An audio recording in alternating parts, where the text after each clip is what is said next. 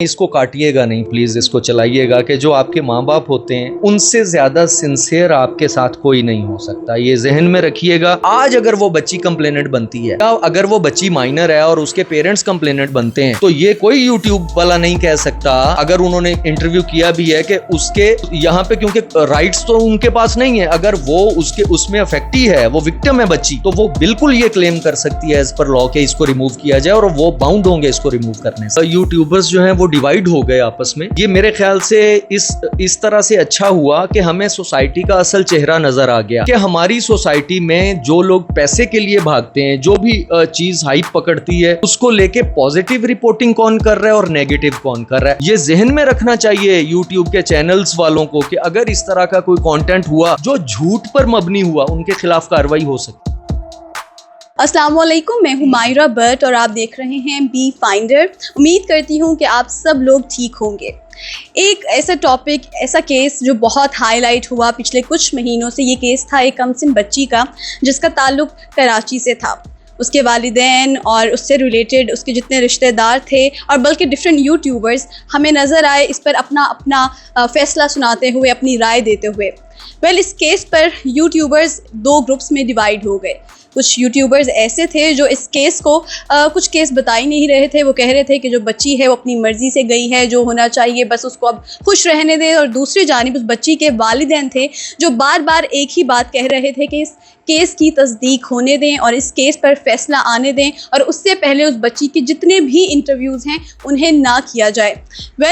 इससे रिलेटेड आज हम आए हैं डिप्टी डायरेक्टर के पास जो इस केस पर मज़ीद हमें बता सकते हैं। FIA से रिलेटेड इस केस में क्या इन्वेस्टिगेशन हो सकती है, सारी डिटेल्स हम इनसे जानने की कोशिश करेंगे। हमारे साथ मौजूद हैं मिस्टर आसिफ इकबाल। अस्सलाम वालेकुम सर। वालेकुम अस्सलाम। First of all thank you so much, आज आपने हमें टाइम दिया है। सर, ये केस ऐसा है जो यकीनन सबकी नज़रों से गुजरा होगा और यकीनन आपने भी इस केस को थोड़ा बहुत तो पढ़ा होगा।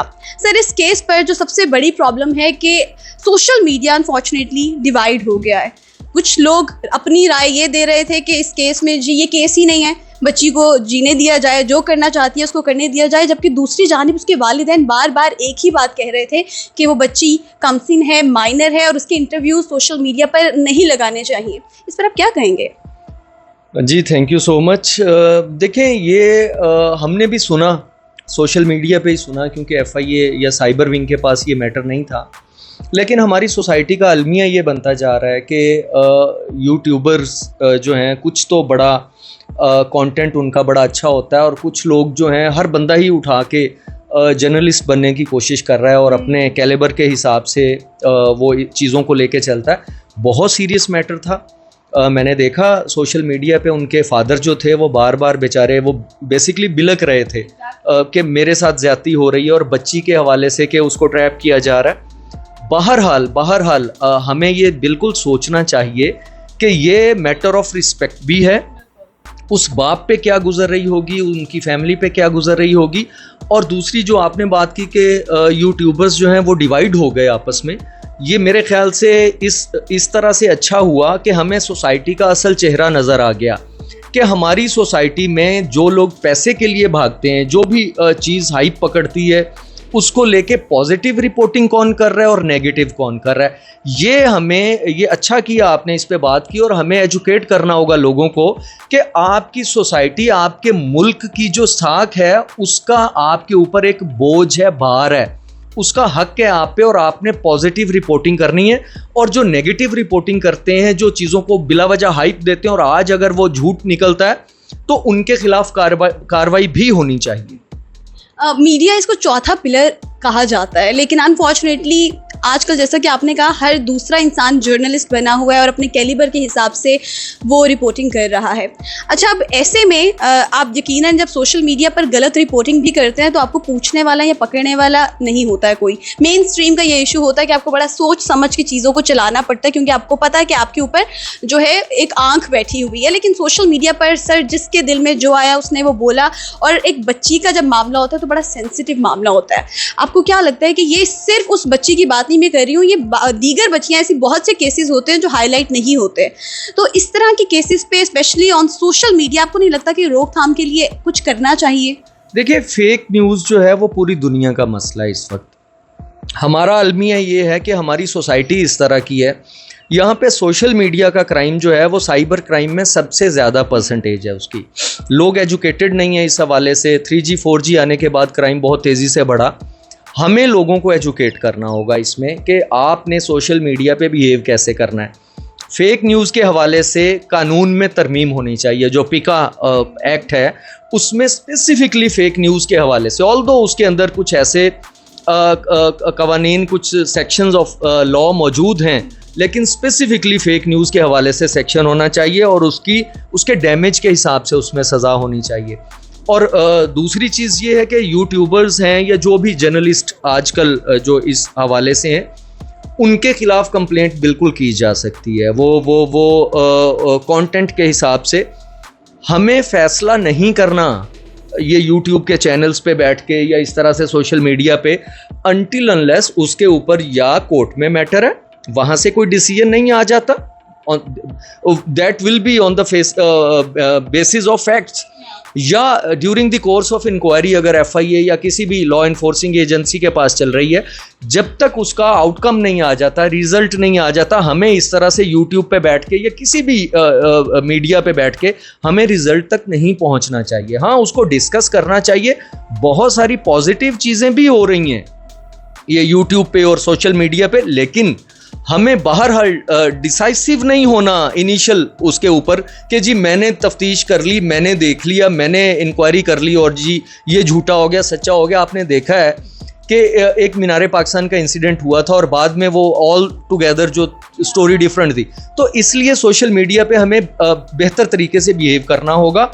और दूसरी चीज़ ये है कि अगर कोई इस तरह की कंटेंट या चीज़ें, ये जहन में रखना चाहिए यूट्यूब के चैनल्स वालों को कि अगर इस तरह का कोई कंटेंट हुआ जो झूठ पर मबनी हुआ, उनके खिलाफ कार्रवाई हो सकती है।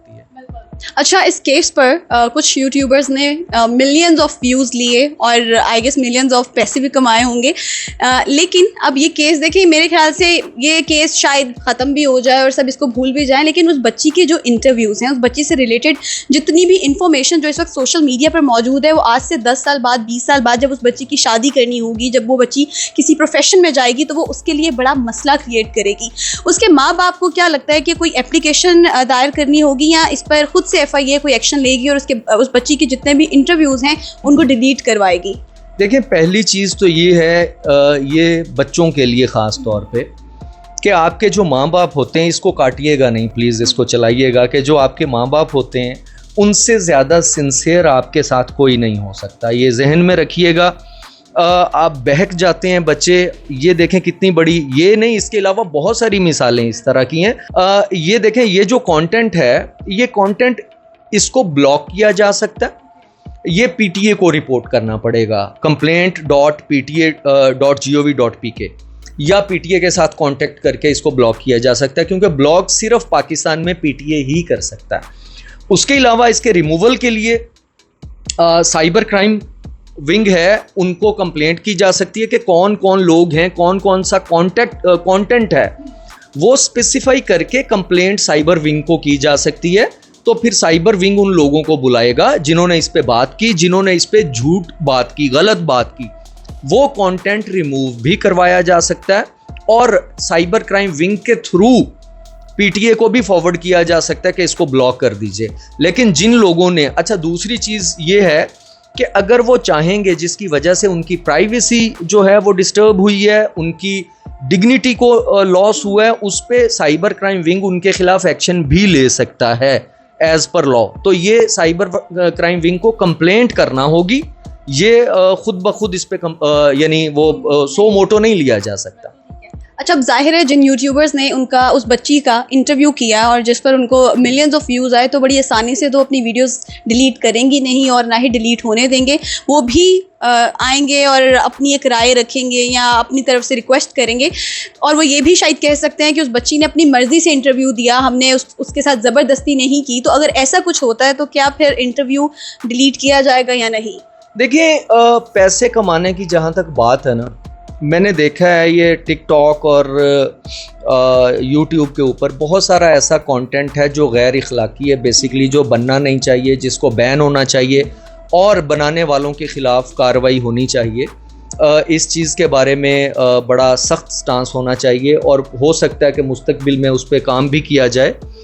पैसा कमाना, फिर इसका मतलब है कि अगर सिर्फ पैसा ही आपकी प्रायोरिटी है और पैसे के लिए आप ये सारा कुछ इंतशार फैला रहे हैं, फिर जो रिश्वत लेते हैं, जो चोरी करते हैं, जो डकैतियां करते हैं, फिर उनके खिलाफ हम क्यों कहते हैं कि वो जुर्म कर रहे हैं? ये भी देखें ना, अगर किसी की प्राइवेसी को आप निकाल के बाहर रखें, ये भी तो चोरी है, ये भी तो डकैती है।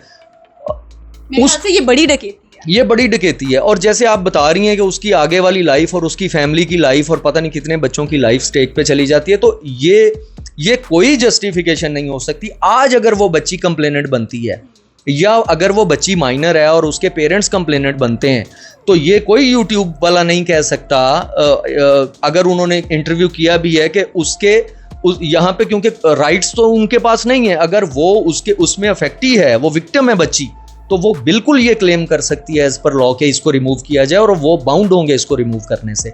उनका पैसों का लॉस होता है या जो भी होता है वो या उसके अलावा अगर रिमूव नहीं करेंगे तो फिर जो कोर्ट में जाएगा मैटर, FIR होगी, जो डिसीजन होगा फिर अदालत के डिसीजन पे जाहिर है वो कंटेंट रहे ना रहे, फिर कोर्ट उसको डिसाइड करेगी।